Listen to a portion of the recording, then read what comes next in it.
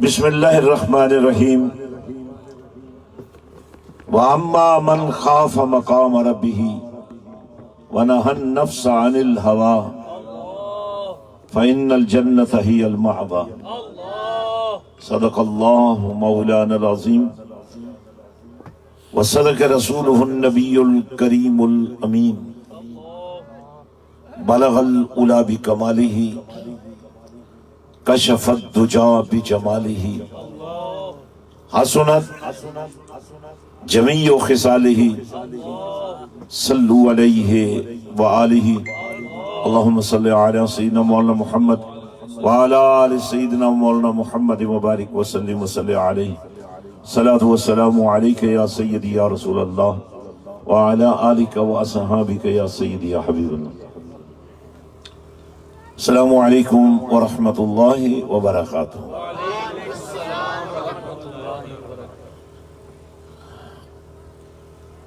انسان کی زندگی اور پھر زندگی پر ایک لمحہ جو موت کا آتا ہے، جسے بہت سارے لوگ یہ سمجھتے ہیں کہ موت کا مفہوم مر جانا ہے، لیکن ایسا نہیں ہے۔ مرتا تو وہ ہے جو زندہ وجود ہوتا ہے لیکن غیرت اس کی نہیں ہوتی، اس کی حیا نہیں ہوتی، اس میں وفا نہیں ہوتی۔ جس کا ضمیر مر جائے، جس کی غیرت مر جائے، وہ مردہ ہے۔ بہت سارے لوگ چلتی پھرتی لاشیں ہیں، لیکن بہت سارے لوگ ایسے بھی ہیں جو مر کر بھی نہیں مرتے، بلکہ جیتے جی اپنی خواہشات کو مار لیتے ہیں، پھر وہ فانی نہیں رہتے، باقی ہو جاتے۔ میں نے قرآن پاک میں سے ایک حصہ آپ کے لیے انتخاب کیا ہے، چونکہ قرآن سے بڑا تریاق کوئی نہیں، قرآن سے بڑا نجات کا ذریعہ کوئی نہیں، قرآن سے بڑا بخشش کا سامان کوئی نہیں۔ قرآن کلام رحمان بھی ہے اور میرے اور آپ کے نبی کی محبتوں اور اداؤں کا ترجمان بھی ہے۔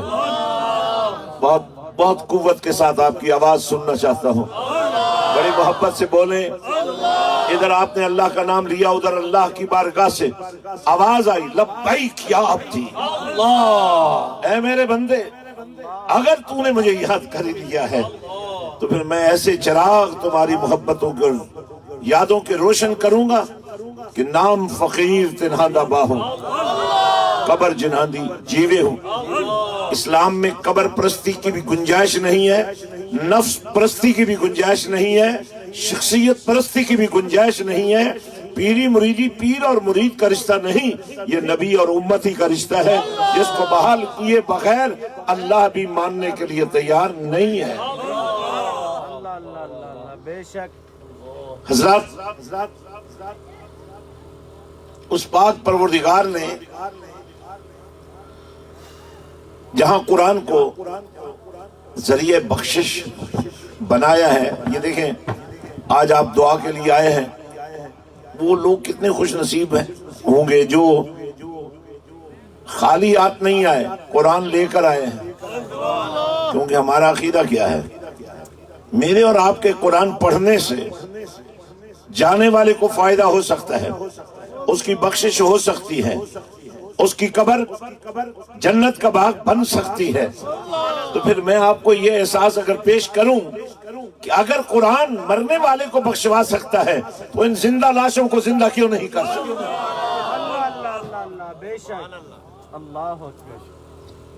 تو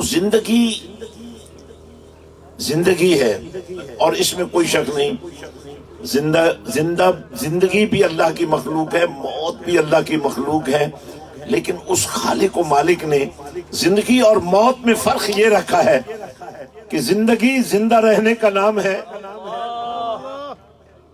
اور موت اگرچہ مر جانے کا نام ہے۔ لیکن قرآن پاک میں بہت سارے ایسے واقعات بیان ہوئے ہیں، میں صرف ایک واقعے کی طرف آپ کا دھیان دلاؤں گا۔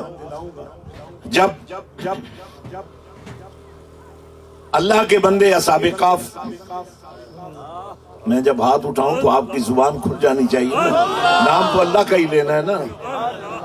کسی فرقے میں، کسی مسلک میں اللہ کا نام لینے سے، اور وہ بھی محبت کے ساتھ لینے میں کوئی پابندی نہیں ہے۔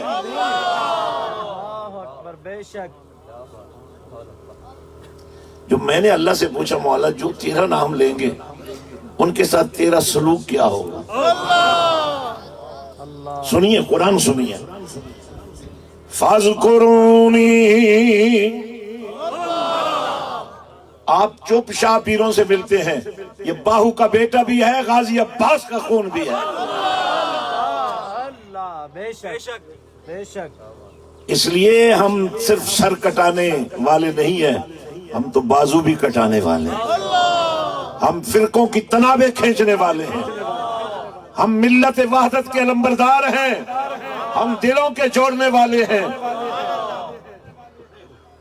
اس لیے قرآن سنیے، میرے اور آپ کے آقا حسین نے نیزے کی انی پہ چڑھ کے جو قرآن پڑھا تھا اس کے بارے میں تصور کیجئے۔ لڑائی اس وقت دیوبندی بریلوی نہیں ہے، اہل سنت اہل حدیث نہیں ہے، سنی شیعہ نہیں ہے، لڑائی حسینیت کی اور یزیدیت کی ہے۔ اس لڑائی میں میرا حسین کامیاب ہے، کیونکہ آج بھی نام اگر کسی نے رکھنا ہے تو یا حسن رکھے گا یا حسین رکھے گا۔ جو چھپ چھپ کر بھی یزید کی تائید کرتے ہیں نا، انہوں نے بھی اپنی کسی بیٹے کا نام یزید نہیں رکھا۔ اس لیے ہم جس بات کے علمبردار ہیں وہ ایسا حق ہے جس حق پر آج قرآن پہرا دے رہا ہے۔ میں نے ماحول بنا دیا ہے، لیکن میں بار بار آپ سے کہوں کہ آپ اللہ کی بات کیوں نہیں کرتے تو آپ پوچھیں گے فائدہ کیا ہوگا۔ میں یہی کہوں گا کہ جب آپ اللہ کی بات کریں گے تو اللہ آپ کی بات بنا دے گا۔ ذرا ایک دفعہ مل کر کہیں، کرسیوں والوں کی آواز بھی آنی چاہیے، غور لگائیں ذرا آپ بھی۔ اب قرآن سنیے، فَاذْكُرُونِي أَذْكُرْكُمْ وَاشْكُرُوا لِي وَلَا تَكْفُرُونَ۔ اب ترتیب دیکھیے، اللہ کا نام لینا ہے، اللہ فرماتا ہے فَاذْكُرُونِی، میرا ذکر کرو، میرا نام لو، میری بات کرو۔ ترتیب کیا ہے؟ اور آپ کو ایک بات بتاؤں، بڑے مزے کی بات بتانا چاہتا ہوں، اللہ کا نام بھی ہر کوئی نہیں لے سکتا، وہی لے سکتا ہے جسے اللہ توفیق دیتا ہے۔ تو اللہ کا نام لینے کی سب سے پہلی برکت کیا ہے کہ اللہ توفیق دیتا ہے۔ جب اللہ آپ کو توفیق دے دیتا ہے، آپ کے منہ سے گالیاں نہیں نکلتی، غیبت نہیں نکلتی، جھوٹ نہیں نکلتا، اور آپ کے منہ سے اللہ کا نام نکلتا ہے، تو یہ اللہ کی توفیق کے بغیر ممکن نہیں ہے۔ بے شک بے شک۔ اب ترتیب میں اگلی بات سنیے، اذکرکم۔ اب باقی نام بھی بولیں تو یہ جو میرے سامنے بیٹھے ہیں نا، یا آپ بھی دائیں بائیں ہو جائیں یا پھر اللہ کا نام لے کر دکھائیں۔ اب ترتیب دیکھیے، فَاذْكُرُونِی، اللہ کا ذکر کرو۔ اللہ فرماتا ہے میرا ذکر کرو۔ مولا تمہیں یہ کہنے کی کیا ضرورت ہے کہ لوگ میرا ذکر کریں؟ فرمائے اس لیے کہ جس نبی کا تمہیں میں نے کلمہ دیا ہے اس کی وجہ سے میں تمہیں دعوت دے رہا ہوں، نام لوگے تو میں تمہارے نام کو محفوظ کر دوں۔ اللہ بے شک۔ اذکرکم، تو اب اللہ کی بارگاہ سے آپ کے لیے ایک نور اترے گا جو آپ کے ذکر کو محفوظ کر دے گا۔ بڑی مشہور بات ہے، جدہ کھاؤ بولو، اگلا جملہ تو انہوں آندہ ہے، جدہ کھاؤ ادھا ہی کھاؤ۔ تو اللہ فرماتا ہے جو احسان کرے تو اس کا بدلہ بھی تو احسان ہی ہے نا۔ تو فرمایا میں بدلہ دوں گا تمہیں۔ قرآن سنیں گے؟ موڈ ہے قرآن سننے کا؟ هل جزاء الإحسان إلا الإحسان۔ کار بھلا ہو بھلا، احسان کا بھلا احسان، بھلے کا بھلا بھلا. تو فرمایا وشکرولی، جب اللہ کا کھا کر، اللہ کی دھرتی پر رہ کر اللہ کا نام لوگے تو شکر گزار بھی تو بن جاؤ گے نا. اور ساتھ ہی آخری ترتیب میں آخری لفظ کیا ہے؟ وَلَا تَكْفُرُونَ، کفر سے بچو. فرمایا اس نام لینے سے جو تھوڑی بہت کفر کی گنجائش بنتی ہے نا وہ بھی ختم ہو جائے گی. اب عارفوں کے بادشاہ نے اس کا ترجمہ بھی کیا اور اس کی تفسیر بھی کی. جو دم غافل سو دم کافر. آپ کیا فرماتے ہیں؟ فرماتے ہیں سانس لو اللہ کا نام لو. اور یہ تفسیر ہے اس آیت کی جس میں اللہ نے تقاضا کیا ہے اہل ایمان سے. کیا تقاضا کی ہے؟ قرآن سنیے، محبت سے اللہ کا نام لیجئے. یا ایھا الذین آمنوا اذکروا اللہ،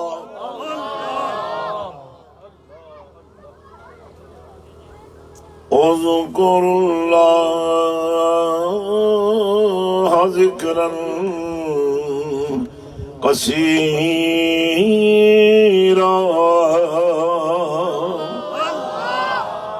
وسبحوہ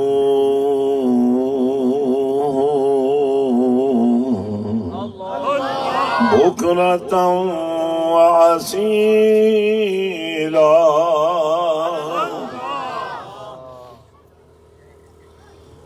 فرمایا ایمان والو اللہ کا ذکر بہت زیادہ کرو. اور یہ بہت زیادہ کرنے کی ترجمہ اور تفسیر کی کیفیت عارفوں کے بادشاہ نے کیا فرمائی؟ سانس لو اللہ کا نام لو. اب اس کو اور وضاحت دیتے ہو، فرماتے ہیں لون لون، یہ چھوٹے چھوٹے بالوں کو لون کہتے ہیں. پتہ نہیں ادھر کیا کہتے ہیں، ادھر کیا کہتے ہیں؟ چھوٹے چھوٹے بال. تو آپ فرماتے ہیں لون لون دے وچ ذکر اللہ دا، یہ توحید ہے. اب میں اس کی طرف نہیں جاؤں گا، میں نے جو ایک بات ٹارگٹ کی ہے میں اس طرف آپ کو لا رہا ہوں، صرف آپ کو تیار کر رہا ہوں تاکہ آپ بھی جب جائیں تو جانے والے کی بخشش بھی ہو چکی ہے اور میری اور آپ کی بخشش بھی ہو چکی ہے. اصحاب کہف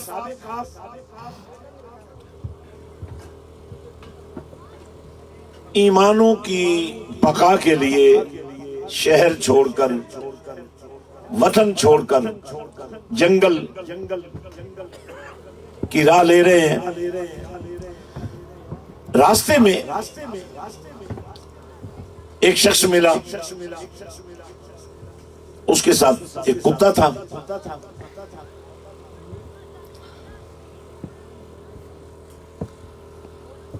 میں اس کو بڑا اختصار دے رہا ہوں کیونکہ مقصود تقریر نہیں ہے، مقصود تدبیر ہے. جن کو سمجھ آ گئی ہے وہ اللہ کا نام بڑی محبت سے لے رہے ہیں، جن کو نہیں آئی وہ جہاں ہے وہیں رہیں، کوئی حرج نہیں ہے. یہ تدبیر ہو رہی ہے. وہ شخص جو تھا اس کے ساتھ کتا تھا،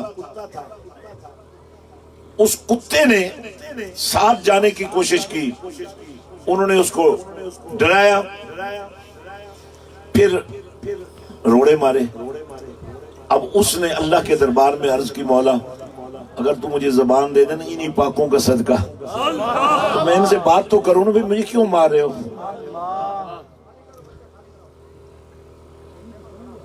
تو اللہ نے اس کو زبان دے دی. اس نے کہا آپ مجھے کیوں روکنا چاہتے ہو؟ انہوں نے فرمایا تم ہمارے ساتھ جانا کیوں چاہتے ہو؟ اس نے کہا میں جانا اس لیے چاہتا ہوں کہ میں نے سنا ہے اللہ والوں کی معیت میں بخشش ہو جاتی. تو فرمایا اصل میں اس لیے ہم تمہیں روک رہے ہیں کہ تمہیں بھونکنے کی عادت ہے. یہ تھوڑا سا اپنے رویوں کو دیکھیں. جب آپ کو غصہ آتا ہے گالیاں نکالتے ہیں. جوان بیٹیاں گھر میں موجود ہوتی ہیں نا، آپ کی ننگی گالیوں کو وہ بھی سنتی ہیں نا. اور میں آپ کے لیے پتہ کیا نسخہ لایا ہوں؟ آپ نے اپنے گھر کی ہر شام کے کچھ لمحے مدینے والے کے نام کرنے ہیں، محفل درود شروع کر دینی ہے آج۔ آدھا گھنٹہ آپ نے درود میں لگانا ہے۔ سبحان اللہ، چٹائیاں گھر میں ہیں، کارپیٹ پڑے ہوئے ہیں، سب کچھ ہے، ایک چٹائی یا چادر آپ نے عنوان بنانا ہے دسترخوان درود و سلام، بچھا لینی ہے۔ باپ بیٹیاں، ماں بیٹے، بھائی بہنیں، دودھ پیتے بچے ماؤں کی گودوں میں، جھولیوں میں دودھ پیتے ہوئے درود و سلام کی لوریوں میں پروان پا رہے ہیں۔ 24 گھنٹوں میں آدھا گھنٹہ زیادہ نہیں ہے۔ اب شام کا وقت اس لیے ہم نے تجویز کیا ہے کہ اندھیرا ہو رہا ہوتا ہے، پھیل رہا ہوتا ہے، بلائیں، وبائیں، جنات، جادو ٹونے جنگلوں سے گھروں کی طرف حملہ آور ہوتے ہیں۔ ایسے وقت میں آپ کے گھر میں درود کا سما، اور میں نے تقریباً روک دی ہے، اور میں بالکل آخری جملے کہہ رہا ہوں۔ اب ظاہر ہے آج تو ہم ایک ایسی محفل میں آئے ہیں جس میں اللہ سے ہم نے بخشش مانگنی ہے، اپنے گناہوں کی بھی معافی مانگنی ہے۔ مزہ تب ہے ادھر دعا کے لیے ہاتھ اٹھیں، ادھر قبر جنت کا باغیچہ بن چکی ہے۔ یہ ایسا ہی ہے، یہ سچ ہے۔ اس لیے میں اپنی گفتگو کو سمیٹ رہا ہوں، اور مجھے یقین ہے جتنے آپ لوگ آئے ہیں، آپ آج کی اس نشست میں بیٹھنے اور متوجہ ہونے کے بعد اس قابل ہو جائیں گے کہ آپ کو بھی خواہش ہو، یار میرے گھر میں بھی ایسا پروگرام ہو، میرے گاؤں میں بھی ایسا پروگرام ہو، میرے علاقے میں بھی ایسا پروگرام ہو۔ کیوں؟ اس لیے کہ کلچر بدل رہا ہے، ویلیوز بدل رہی ہیں، لوگوں کے طریقے بدل رہے ہیں، غیرتیں بدل رہی ہیں، عزت و ناموس کی حفاظت کا نظام ٹوٹ پھوٹ کا شکار ہو رہا ہے، اور ہم نے اپنی پوری قوت کے ساتھ مدینے والے سے اپنے آپ کو جوڑنا ہے۔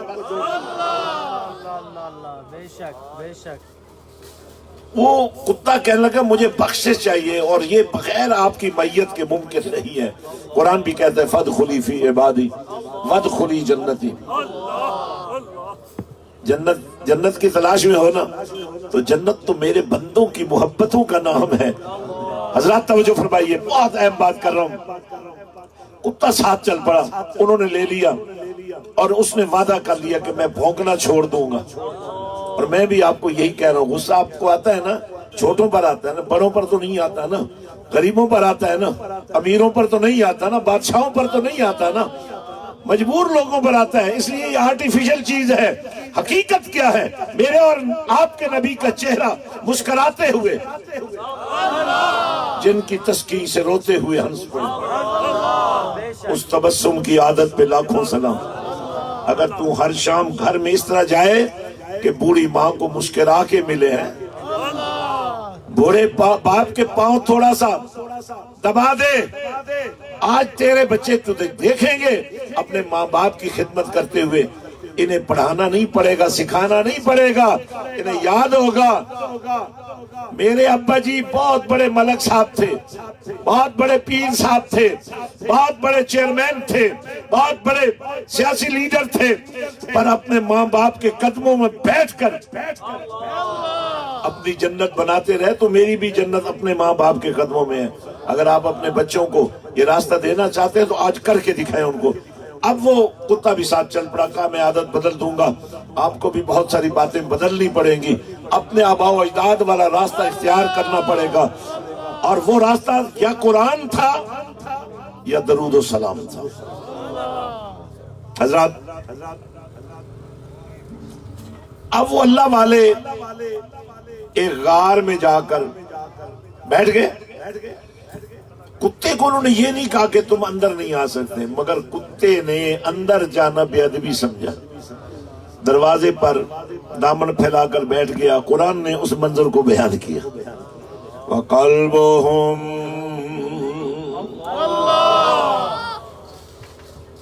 بَاسِطٌ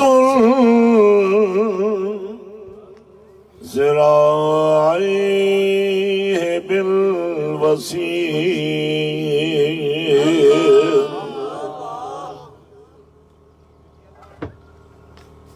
ہم ہر اس بندے کو بابا جی جس کی نہ شکل نہ کردار نہ اخلاق،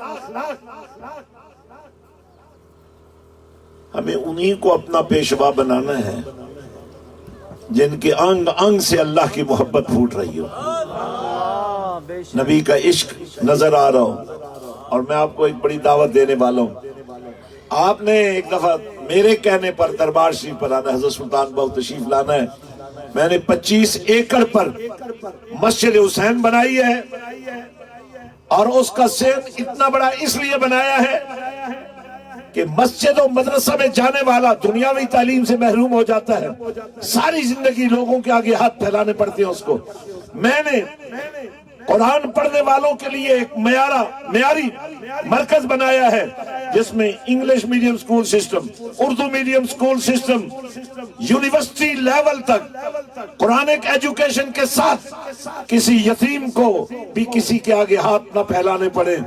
وہ بھی نکلے تو ڈاکٹر بن کے نکلے، وہ بھی نکلے تو انجینئر بن کر نکلے۔ کتنے فخر سے تم اپنے بیٹے کو صبح بستہ پہناتے ہو، گاڑی پر تمہارا ڈرائیور چھوڑ کے آتا ہے، لیکن کتنا بد نصیب بچہ ہے جس کو آپ نے سب کچھ بنا دیا، قرآن کا قاری نہیں بنایا۔